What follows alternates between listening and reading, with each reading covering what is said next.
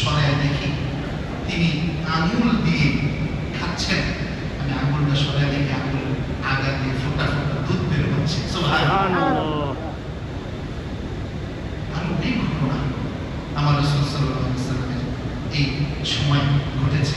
তিনি বলছেন, আসমানের তারাগুলোর দিকে তাকায় দেখতেছি প্রতিটার উজ্জ্বলতা অনেক অনেক গুণ বেড়ে গিয়েছে।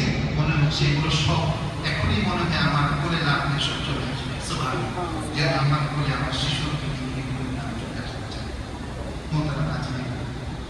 এভাবে অসংখ্য ঘটনা বলে দিয়ে আমার রাসূল সাল্লাল্লাহু আলাইহি ওয়াসাল্লামের এই সময়ের জন্মের সময়ের এই ঘটনাটা আমরা সকলেই পেয়েছি।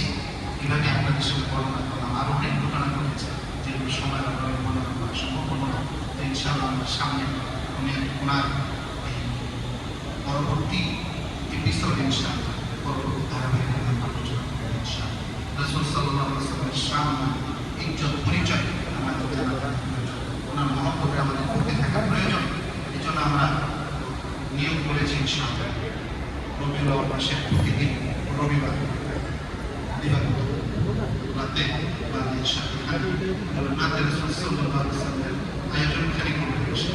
এখানে শুধু রাসূল সাল্লাল্লাহু আলাইহি ওয়াসাল্লাম নাত পান আলোচিত হচ্ছে। যাদের সুযোগ হয় সুযোগগুলো চলে আসবে। নাতে রাসূল সাল্লাল্লাহু আলাইহি ওয়াসাল্লাম নবীর সুবহানাল্লাহ।